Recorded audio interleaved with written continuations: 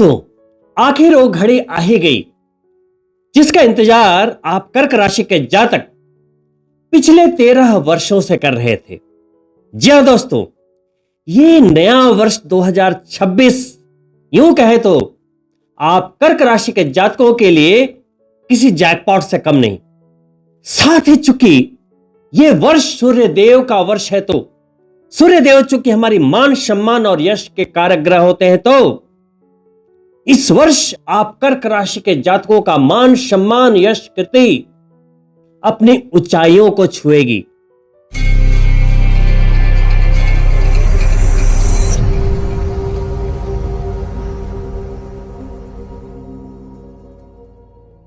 नमस्कार, मैं डॉक्टर मुकेश एक बार फिर से आप सभी दर्शकों का हार्दिक अभिनंदन करता हूं आपके चैनल एस्ट्रो नक्षत्र 27 पर। और दोस्तों, आज मैं आपके सामने उपस्थित हूं कर्क राशि के जातकों के लिए वर्ष 2026 की संपूर्ण भविष्यवाणी लेकर सिर्फ 5 पॉइंट यानी कि 5 भविष्यवाणियों के माध्यम से, जो कि बड़े ग्रहों के ट्रांजिट के ऊपर आधारित होगा और आपकी जन्म चंद्रमा कर्क पर आधारित है। तो दोस्तों, आइए प्रारंभ करते हैं इस वीडियो को। पहली भविष्यवाणी के रूप में, चूंकि वर्ष 2026 सूर्य देव का साल है, यदि आप मूलांक के अनुसार देखें तो 2+2+6 यानी कि जब 2026 का आप योग करेंगे तो आपको नंबर प्राप्त होगा 1 यानी कि सूर्य देव का वर्ष। और जैसा कि आपने अनुभव किया होगा कि जैसे वर्ष के अधिपति देवता होते हैं, वर्ष का औरा लगभग वैसा ही होता है। दोस्तों, बीता वर्ष मंगल देव का वर्ष था। मंगल देव जो अग्नि तत्व प्लैनेट हैं, फायर एलिमेंट, विवादों और संघर्षों के लिए जाने जाते हैं। तो आपने देखा होगा कि वर्ष के प्रारंभ से ही, चाहे वो पहलगाम का हमला हो या अहमदाबाद का प्लेन क्रैश, और उसके बाद मल्टीपल क्रैशेस, एक्सीडेंट्स, आगजनित घटनाएं, पूरे वर्ल्ड में वॉर की स्थितियां आप सभी ने अनुभूति की होगी।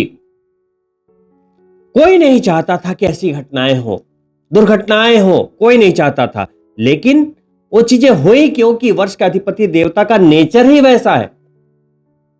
वैसे ही ये वर्ष सूर्य देव का वर्ष है और सूर्य देव हमारी आत्मा के कारक ग्रह है, मान सम्मान और यश के कारक ग्रह है, हमारा कॉन्फिडेंस है। तो यदि आपने थोड़ी भी मेहनत कर दी तो ना चाहते हुए भी आपको जबरदस्त कामयाबी देंगे, यश और मान सम्मान देंगे, मल्टीपल प्रमोशन देंगे।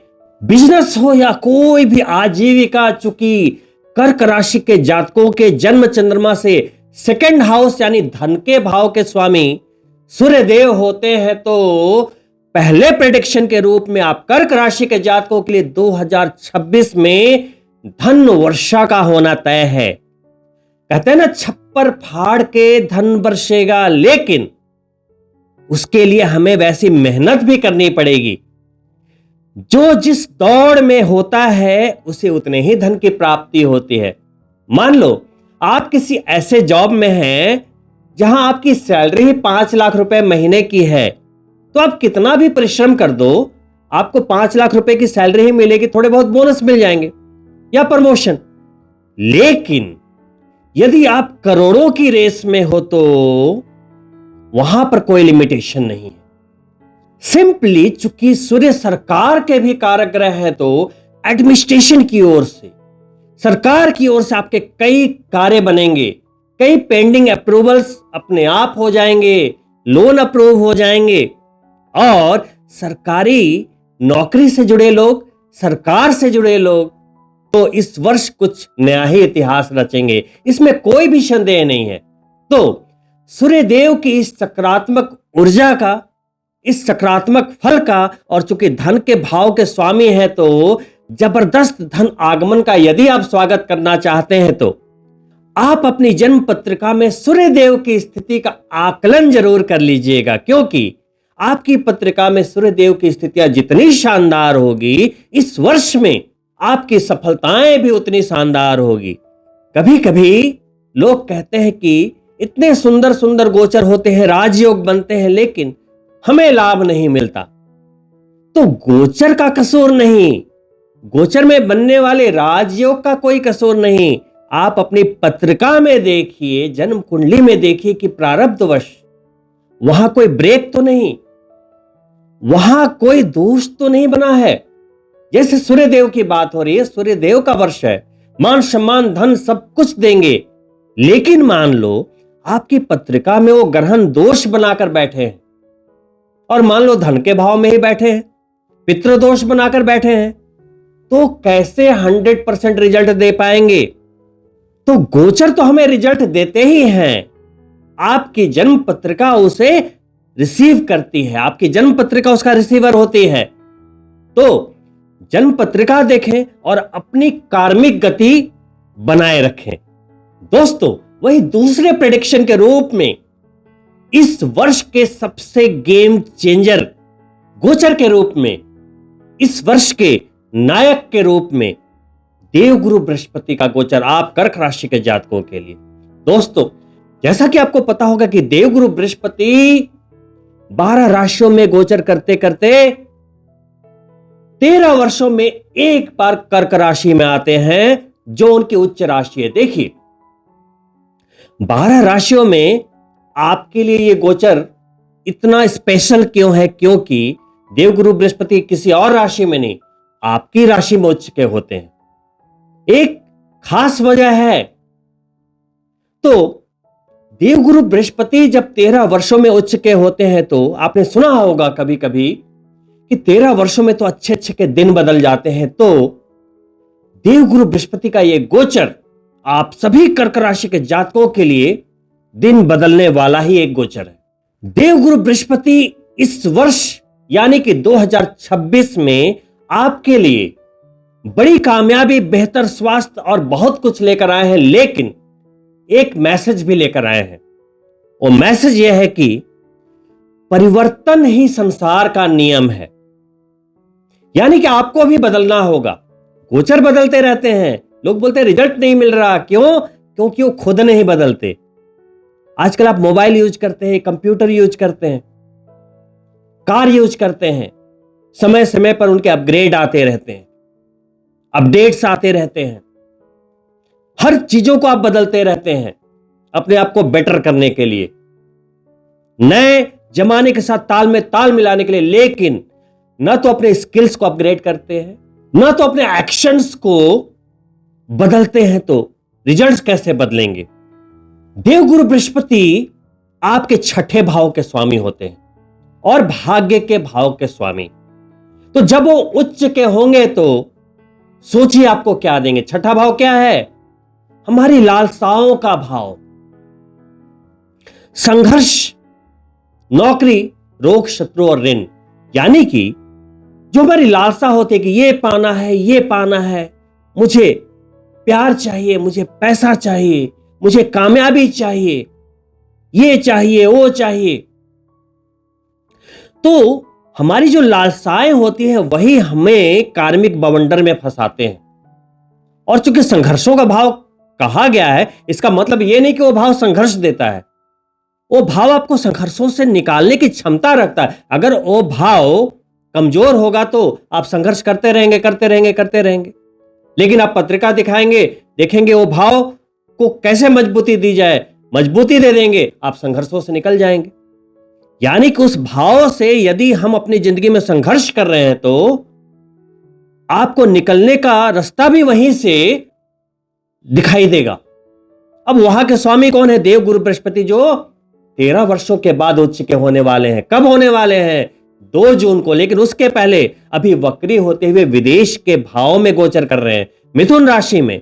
तो द्वादश भाव का गोचर देवगुरु बृहस्पति के लिए बहुत अच्छा तो नहीं बोल पाऊंगा मैं, क्योंकि भले ही वो विदेश से जुड़े कुछ कार्य आपके लिए बना दें, कुछ विदेश यात्राएं करा दें, कुछ नौकरी में विदेशी संपर्क बना दें, जो बिजनेसमैन हैं, इंपोर्ट एक्सपोर्ट के कार्य करते हैं, उनके विदेशी काम बना दें, लेकिन अधिकतर मामलों में आपके धन का खर्च भी बड़ी मात्रा में होगा। खर्चों की अधिकता बनी रहेगी, तो यहां पे खर्चों पर नियंत्रण रखना आवश्यक होगा, नहीं तो आप दबाव में आ सकते हैं। कब तक? 2 जून तक। लेकिन 2 जून के बाद अचानक से स्थितियां बदलेंगी और नोट कर लीजिएगा, 13 वर्षों के बाद यही उस पीरियड की बात कर रहा हूं जब आपकी जिंदगी बदलने वाली है। वो पीरियड है 2 जून से लेकर 31 अक्टूबर 2026, यानी कि जून, जुलाई, अगस्त, सितंबर, अक्टूबर, पूरे 5 महीने।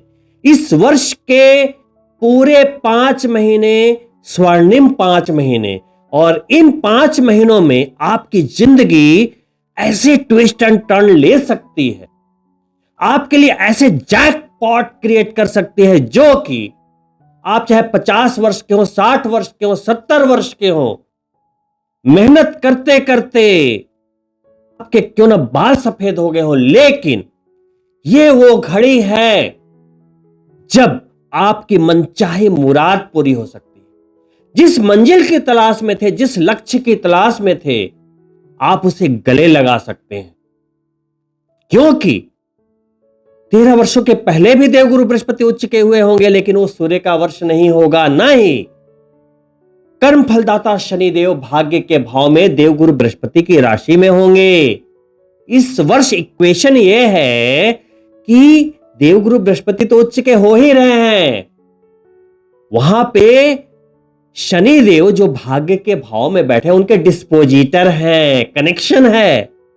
और शनिदेव की जड़ कौन है अभी? देवगुरु बृहस्पति, क्योंकि उनकी राशि में भाग्य के भाव में वो जैसे ही उच्च के होंगे, शनिदेव आपको रिजल्ट देने लगेंगे। कैसे? शनिदेव स्लो मोशन के कारक है, थोड़ी बाधा देते हैं। तीसरी दृष्टि आपके इनकम के भाव पर डाल रहे हैं, लाभ के भाव पर डाल रहे हैं, तो आपको लाभ मिल तो रहे हैं, लेकिन बहुत स्थिरता के साथ आ रहे हैं, एक ही वेव में आ रहे हैं। चलो इतना ही लाभ हो रहा है, तो करीब करीब थोड़े बहुत बदलावों को अगर छोड़ दे तो लगभग स्थितियां एक जैसी बनी हुई है। लेकिन जैसे ही उच्च के होंगे, देवगुरु बृहस्पति तो रिजल्ट देंगे ही, शनिदेव उस फ्लो को बढ़ा देंगे। तो सिर्फ वेव ही नहीं, समंदर का ये सुनामी है आपके लिए, सुनामी, सफलता की सुनामी। भाग्य बली होगा और आप अपनी जिंदगी का गेम बदल के रख देंगे। देवगुरु बृहस्पति नहीं बदलेंगे, वो तो सिर्फ बल दे रहे हैं, बदलेंगे तो आप ही। लेकिन वो आपको इतनी अच्छी बुद्धि दे देंगे क्योंकि आपकी राशि में उच्च के हो रहे हैं। गुरु यानी ज्ञान, क्योंकि ज्ञान ही तो वो चीज है जिसकी कमी के कारण व्यक्ति जिंदगी में संघर्ष करता है, विवादों में फंसता है, लड़ाइयों में फंसता है, कानूनी झमेलों में फंसता है, फेल हो जाता है। क्यों? क्योंकि ज्ञान की कमी होती है। तो देवगुरु बृहस्पति क्या है? ज्ञान है, शिक्षा है। वहीं देवगुरु बृहस्पति सकारात्मक विचार हैं, वो आपको नेगेटिव नहीं होने देंगे, आपके बल को टूटने नहीं देंगे।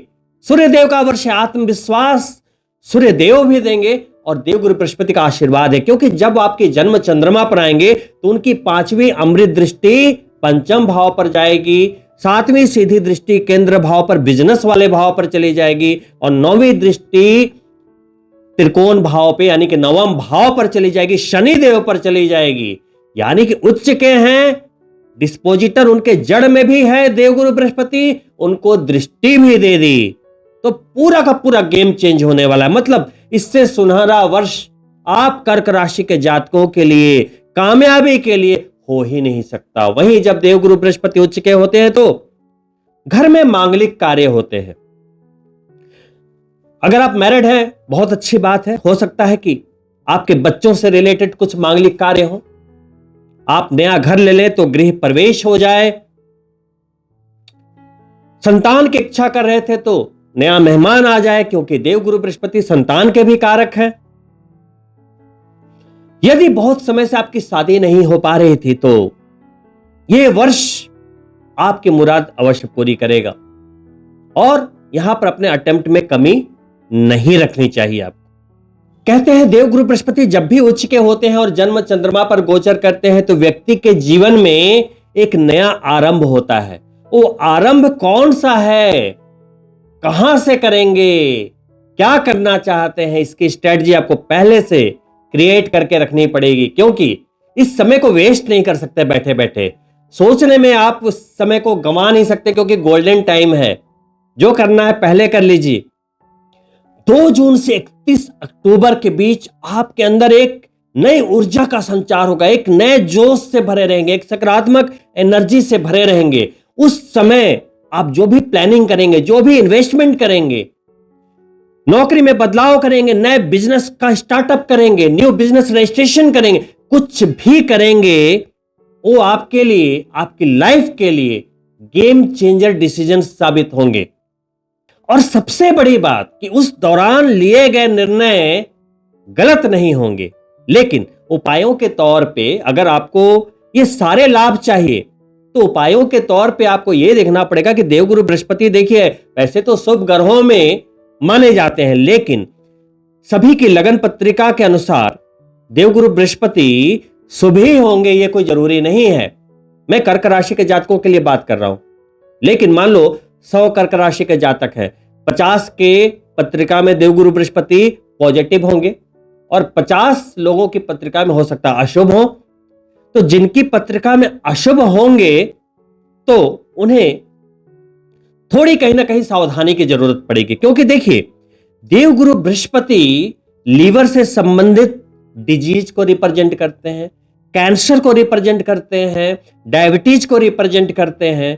तो जब ये पॉजिटिव होते हैं तो धन, धान्य, सुख, समृद्धि, प्रमोशन, यश सब कुछ बढ़ाते चले जाते हैं। वहीं यदि पत्रिका में नेगेटिव है तो इनसे बड़ा बाधक ग्रह भी कोई नहीं है। तो चूंकि ये 13 वर्षों के बाद जो समय आया है आपका वेस्ट ना हो, तो पहले ही मैं आपको सचेत कर दूं कि देवगुरु बृहस्पति को प्रसन्न रखिए। हो सके तो अभी ही पत्रिका दिखाइए, अगर वो अशुभ अवस्था में दिख जाए तो गुरुवार के 16 व्रत प्रारंभ कर लीजिए। हर बृहस्पतिवार को पीली चीजों का दान करना प्रारंभ कर दीजिए। जब स्नान करें तो चुटकी भर हल्दी बकेट में डाल दें, फिर स्नान करें। हल्दी मिश्रित जल ले लें। हर बृहस्पतिवार को केले के पौधे को सींचें।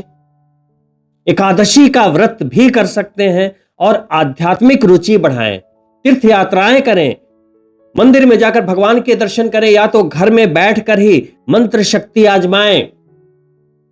माता बगलामुखी की आराधना करें, विष्णु भगवान की पूजा करें, सत्यनारायण स्वामी की पूजा करें। यदि पत्रिका में अशुभ होंगे तो भी आपको कोई भी नकारात्मक परिणाम नहीं देंगे।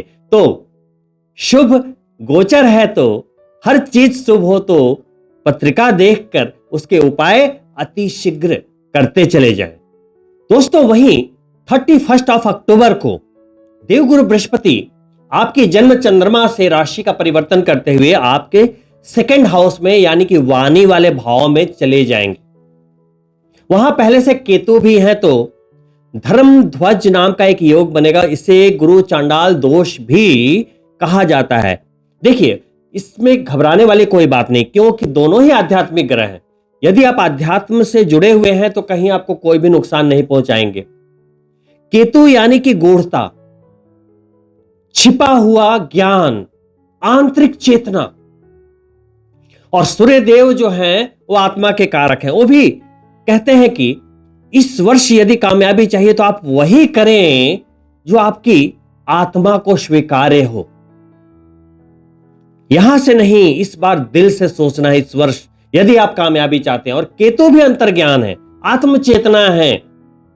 तो सबसे पहली बात तो जब देवगुरु बृहस्पति 2nd हाउस में वाणी के भाव पर जाएंगे, यूं कह लें कि आपके जीभ पर बैठ जाएंगे। और केतु भी है जो बोलते हैं चीजों को छिपाओ। तो जबान होती है बोलने के लिए, लेकिन बहुत ही सावधानी से बोलना है। जो भी आपकी योजनाएं हैं, लक्ष्य हैं, किसी के सामने यूं ही नहीं बोल देना है। जैसे ही बोलेंगे आप फेल हो जाएंगे। अपनी जबान को बहुत सोच समझ कर यूज कीजिए। कहते हैं ना, खामोशी से पाई कामयाबी बहुत ही खतरनाक होती है। तो इस बार खामोशी से कार्य करना है। केतु बोलते हैं कि जैसे बत्तख पानी के ऊपर बहुत ही शांत सा ऐसे दिखेगा तैरता हुआ, लेकिन अंदर उसके पैर बहुत तेजी से हिलते रहते हैं, ऐसे ऐसे मूव करते रहते हैं। वही कार्य आपको करना है। ज्योतिष शास्त्र में मंत्रेश्वर जी कहते हैं कि जब देव गुरु बृहस्पति वाणी के भाव में जाते हैं, यानी कि धन के भाव में जाते हैं, तो होता है क्या? स्ववाचाम फलम, यानी कि जो बोलेंगे फलित हो जाएगा। तो बढ़िया बढ़िया बोलिए, बहुत अच्छा अच्छा बोलिए, मुझे करोड़ों मिल रहे हैं, मैं नया घर ले रहा हूं, नई कामयाबी पा रहा हूं, नई गाड़ी ले रहा हूं, बढ़िया बढ़िया बात बोलिए। देखिए देवगुरु बृहस्पति बोलेंगे तथास्तु, क्योंकि अकेले नहीं है, वहां केतु महाराज भी है। बस अपनी योजनाओं को गुप्त रखिए और बहुत ही समझदारी के साथ इस वर्ष में अपना हर दिन व्यतीत कीजिए, अच्छे एक्शन के साथ, अच्छी विचारधारा के साथ और भगवान की आस्था के साथ। दोस्तों, वही तीसरे प्रेडिक्शन के रूप में शनि देव आपको इस वर्ष यह सिखाएंगे कि संतुलन बहुत ही अनिवार्य है। मेहनत के कारक ग्रह हैं, आप बहुत मेहनत कर रहे हैं, बहुत मेहनत कर रहे हैं। मेहनत तो एक मजदूर भी कर रहा है, दिन रात पसीना बहा रहा है, तो उस पर शनिदेव खुश क्यों नहीं है? क्यों नहीं अरबपति बना देते उसे? तो सिर्फ मेहनत ही नहीं, संतुलन चाहिए। भाग्य के भाव में बैठे हैं बृहस्पति देव की राशि में, भाग्य चमका देंगे, लेकिन संतुलन चाहिए। कहना मैं ये चाह रहा हूं कि बहुत सारे लोग सिर्फ ये कहते हैं कि कर्म ही सब कुछ है, कर्म ही सब कुछ है, कर्म ही सब कुछ है, लेकिन कभी कभी आप दिन रात मेहनत करके भी अपने सपनों को पूरा नहीं कर पाते। तो शनिदेव सिखाते हैं कि संतुलन बिटवीन आपका जो अहंकार है कि नहीं कर्म ही सब कुछ है, कर्म ही सब कुछ है। जी मानता हूं कर्म ही सब कुछ है, अगर यहां से वहां जाना है तो चलना तो पड़ेगा ही, लेकिन बड़ी कामयाबी के लिए अगर आप करोड़पति अरबपति बनने का सपना लेकर चलते हैं, यदि आप चाहते हैं कि आपका भरा पूरा एक परिवार हो, सब कुछ मंगल ही मंगल रहे, तो मेहनत के साथ ईश्वर की आस्था और ईश्वर का आशीर्वाद भी बहुत जरूरी है। आपके सप्तमेश होते हैं, अष्टमेश है, वैवाहिक जीवन वाले भाव के स्वामी, और अष्टम भाव यानी कि गुप्त भाव के स्वामी, वहां अभी राहु भी गोचर कर रहे हैं। तो शनि देव इस वर्ष आपको यही सिखा रहे हैं कि मेहनत तो जारी रखो, लेकिन ईश्वर पर आस्था भी रखनी है, ईश्वर को साथ लेकर चलना है। सृष्टि यूं ही नहीं चल रही, यूं ही नहीं चल रही। तभी 30 वर्षों में एक बार वो आपको साढ़े साती और ढैया में सोचने पर मजबूर कर देते हैं कि आप ही सब कुछ नहीं है, ऊपर बैठा है कोई आपको कंट्रोल करने के लिए, और शनि देव से बड़ा नियंत्रक कोई नहीं। तो ग्रेटिट्यूड लेकर चलिए, संतुलन। तो शनि देव को यदि आप इस वर्ष संतुलित होकर दिखा देते हैं, चूंकि उनके पिता का वर्ष है, तो आपको बहुत बड़ी कामयाबी दे देंगे, क्योंकि भाग्य के भाव में बैठे हैं, तीसरी दृष्टि से इनकम वाले भाव को देख रहे हैं, तो सब कुछ उन्हीं के हाथ में है। तो दोस्तों, यहां सिर्फ एक ग्रह के ऊपर रिजल्ट नहीं है। सूर्य देव अपना काम कर रहे हैं, देवगुरु बृहस्पति अपना काम कर रहे हैं, शनि देव भाग्य के भाव का नियंत्रण कर रहे हैं, तो फिर वही संतुलन को लेकर चलिएगा। वही दोस्तों, चौथी भविष्यवाणी के रूप में राहु के बारे में मैं बात करना चाहूंगा, जो आपके अष्टम भाव में गोचर कर रहा है। अष्टम के राहु के बारे में आपने पहले बातें सुनी होगी कि आप जिनकी भी पत्रिका में देख लेना कि अष्टम में राहु है, तो कहते हैं, शास्त्र में कई जगह लिखा है, आपने तजुर्बा किया होगा, एक्सपीरियंस किया होगा, यदि आप इन चीजों को थोड़ा बहुत जानते हैं, तो यदि अष्टम में राहु होता है तो यमराज भी दरवाजे से लौट जाता है। बड़े से बड़ा एक्सीडेंट, बड़े से बड़ी तबाही, बड़ी से बड़ी गलती भी आपका कुछ बिगाड़ नहीं पाती है। तो वैसा ही कुछ अष्टम भाव में बैठे राहु कर रहे हैं। राहु एक मैग्नेटिक फील्ड है, राहु रिसर्च का कारक है, रिसर्च के भाव में बैठा है। तो जो लोग साइंस से जुड़े हैं, रिसर्च फील्ड से जुड़े हैं, पीएचडी कर रहे हैं, उन लोगों के लिए राहु का ये गोचर बहुत ही शानदार, नए इन्वेंशन को जन्म देता है, नई टेक्नोलॉजी को जन्म देता है, कुछ दुनिया को देकर जाता है। तो यदि आप कुछ ऐसे फील्ड से जुड़े हुए हैं तो उन विद्यार्थियों के लिए, उन लोगों के लिए राहु का अष्टम में होना बहुत ही शानदार है। दोस्तों, साथ ही राहु जो है वो अष्टम भाव में बैठा है और समसप्तक केतु धन के भाव में, तो एक दूसरे पर दृष्टि होती है। वैसे में क्योंकि वो अचानक का भी भाव है तो अचानक धन लाभ के भी संकेत दे रहा है। वहीं अष्टम भाव आपकी वसीयत का, पैतृक संपत्ति का होता है, ससुराल पक्ष का होता है, तो कुछ वैसे मामलों से भी अचानक धन के लाभ के संकेत दे रहा है। दोस्तों, वहीं 5 दिसंबर को राहु और केतु दोनों अपनी राशि का परिवर्तन करेंगे और अष्टम से निकलते हुए वो नवम में नहीं जाएंगे क्योंकि वक्री चल रहे हैं, वो सप्तम भाव में प्रवेश करेंगे, बिजनेस वाले भाव में प्रवेश करेंगे। और आपके बिजनेस का संबंध यदि विदेश से है तो मान लीजिए कि राहु का ये वर्ष के अंत का गोचर भी किसी जैकपॉट से कम नहीं होगा। लेकिन कर्क राशि के बिजनेसमैन जो हैं उनके लिए, वहीं केतु जो कि धन के भाव में गोचर कर रहे हैं, सेकंड हाउस में आपकी वाणी पर गोचर कर रहे हैं, और निकलते हुए आपकी जन्म चंद्रमा पर गोचर करेंगे, यानी कि कर्क राशि पर गोचर करेंगे।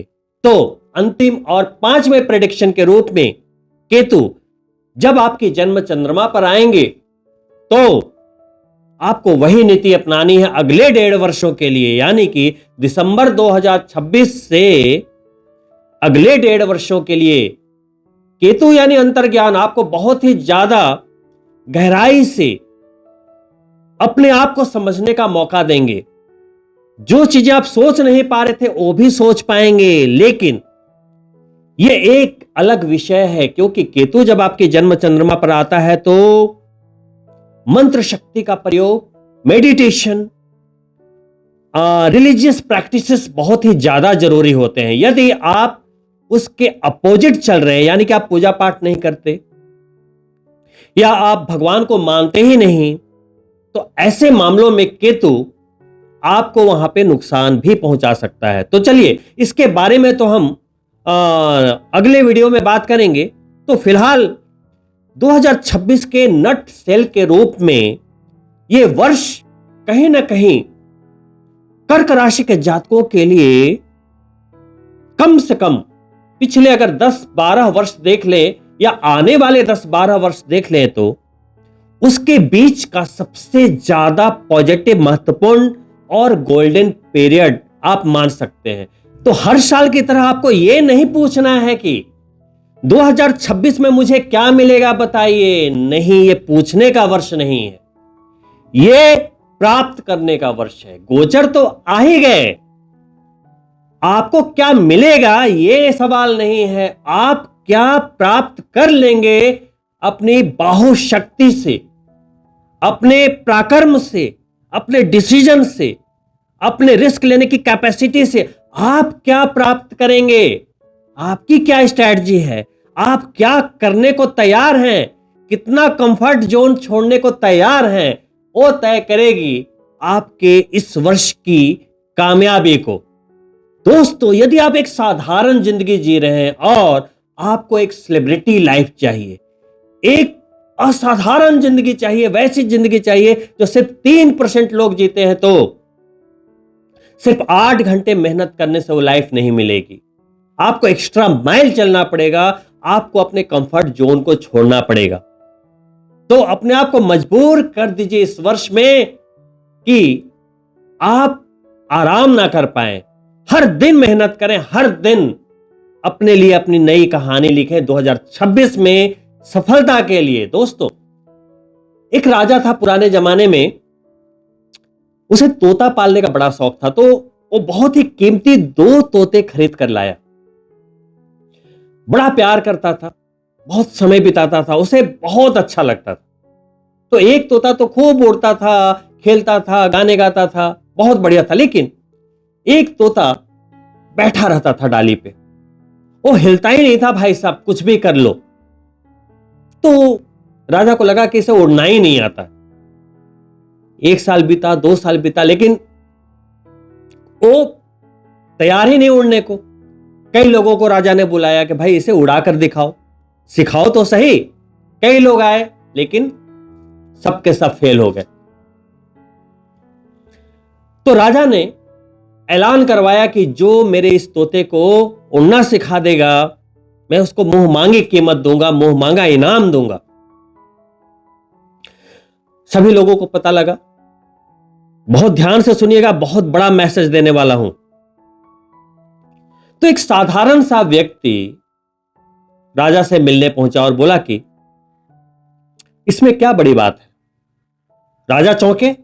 ये साधारण सा व्यक्ति ऐसे उपहास की तरह बोला कि इसमें क्या बड़ी बात है, इतने धुरंधर लोग आए और इसे सिखा नहीं पाए, ये क्या ही कर लेगा। मतलब वो सोच रहे थे, मतलब उसकी जो अपीयरेंस थी वो देखने में जैसा लग रहा था, बहुत ही साधारण लग रहा था। तो राजा ने बोला ठीक है, तुम भी ट्राई कर लो। तो देखिएगा, जिंदगी का एक बड़ा सबक है। वो तोते को उड़ना सिखाने के बजाय उसने एक आरी ली और उस टहनी को ही काट दिया। इमीडिएट वो तोता उड़ने लगा। दो बड़ी सीख है। पहली, वो कंफर्ट जोन छोड़ना नहीं चाह रहा था, उससे बड़ा प्यार हो गया था कि मुझे यहीं बैठना है। अब वो चीज ही नहीं रही तो वो उड़ने लगा और उसके बाद बहुत जबरदस्त तरीके से उड़ने लगा, खेलने लगा। वैसे ही हम लोग किसी नौकरी में, बिजनेस में बड़े कंफर्टेबल होकर बैठे रहते हैं। वही इनकम आ रही है, वही आना, वही जाना, उसी जॉब पे जाना, वही सैलरी पाना। हम नई चीजों की तलाश करना ही बंद कर देते हैं। पहली सीख तो यह हो गई। दूसरी सीख है कि राजा ने जब ऐलान किया कि भाई इस तोते को उड़ाना सिखाना है, तो सभी लोगों ने बहुत जबरदस्त तरीके से वहां पे दिमाग लगाना शुरू कर दिया कि भाई तोते को उड़ाना, स्किल की बात हो रही थी, कैसे उड़ेगा, है ना। यदि आज मैं आपको बोलूं कि भाई इसे उड़ाना सिखाना है, तो यदि आपको पैसे का लालच हो जाए कि मुझे 1 करोड़ मिलने वाला है, तो इमीडिएट गूगल करने लगोगे कि तोते को कैसे उड़ाएं, है ना। या तो कोई प्रोफेशनल आएगा, भाई मैं ऐसे करूंगा, वैसे करूंगा। भाई उतना दिमाग लगाना ही नहीं है। बहुत ही कभी कभी क्या होता है कि हम असफल इसलिए हो जाते हैं, फेल इसलिए हो जाते हैं कि हमें जो सफलता चाहिए होती है ना, हम बहुत ज्यादा अपने माइंड का यूज करने लगते हैं, जो चाहिए ही नहीं। तो अपने माइंड सेट को, अपनी लाइफ को बहुत ही सिंपल तरीके से, जिसे कहते हैं ना, कॉमन सेंस रखिए लाइफ में कि भाई किस तरीके से हमें इस वर्ष में अपने आप को बनाना है। बहुत ज्यादा एक्सपेरिमेंट करना, बहुत ज्यादा सोच लेना भी हमारी असफलता का एक बहुत बड़ा कारण होती है। तो पूरा का पूरा ज्ञान अपने ऊपर ही नहीं आजमाना है, थोड़े कॉमन सेंस के साथ इस वर्ष चलिए। यह वर्ष बहुत ही सुनहरा है। थोड़े अपने कॉमन सेंस को यूज कीजिए, अपने तजुर्बे को यूज कीजिए, और सबसे बड़ी बात, अपने सपने को देखिए कि भाई क्या चाहिए था आपको लाइफ में और क्या बनके रह गए हैं। इतने बढ़िया बढ़िया गोचर हैं 2026 में, इतना बढ़िया साल है, जबरदस्त है, सूर्य देव का साल, कॉन्फिडेंस से भरा साल। तो ये सारे गोचर 2026 में सिर्फ आपको यही मैसेज दे रहे हैं कि बहुत काट ली जिंदगी, बहुत काट ली जिंदगी, अब जिंदगी जीने की बारी है। आज के समय में लोग सपना देखने से ही डरने लगे हैं, लेकिन सच्चाई यह है कि 10 साल पहले और आज के समय में इतना अंतर आ गया। आज के समय इतनी टेक्नोलॉजी है, इतना ज्ञान है कि आज के समय में सफलता प्राप्त करना बहुत ही आसान हो चुका है, लेकिन हम अपने आप को ही नहीं बदल रहे। मैंने बोला ना कि गोचर बदल रहे हैं, लेकिन अपने आप को हम ना तो अपडेट कर रहे हैं, ना तो अपग्रेड कर रहे हैं, ना तो अपने हैबिट को बदल रहे हैं। तो वो चीजें कैसे होगी। तो फिर से नए सपने देखिए, बड़े लक्ष्य लीजिए। राहु सप्तम में आने वाला है, छोटी चीज में सफलता देगा ही नहीं। तो दोस्तों, इस वर्ष को और बेहतरीन बनाने के लिए सपने देखते रहिए, कोशिशें करते रहिए, क्योंकि लोगों का क्या है, वो तो कहते ही रहेंगे। वो कहते हैं ना दोस्तों, तेरे सपनों पे हंसी, तेरी कोशिशों पे ताना होगा। तेरी हार में कोई हो ना हो, तेरी जीत में जमाना होगा। तो इस वर्ष आपको जीत के दिखाना है। तो दोस्तों, यह वर्ष 2026 आपके लिए बेहतर स्वास्थ्य, बहुत सारा धन, बहुत सारी मान प्रतिष्ठा और शोहरत लेकर आया है। तो मेरी शुभकामनाएं हैं कि आप सभी कर्क राशि के जातक इसे हासिल करें और इस वर्ष को खूबसूरत बनाएं। और दोस्तों, इन्हीं शुभकामनाओं के साथ मैं आपसे अनुमति चाहूंगा और अंत में आपसे अनुरोध करता हूं कि यदि आप मेरे चैनल को पहली बार देख रहे हैं तो सब्सक्राइब करते हुए जाएं, साथ ही बेल बटन जरूर ऑन कर ले ताकि आने वाले वीडियो के नोटिफिकेशन आपको प्राप्त हो।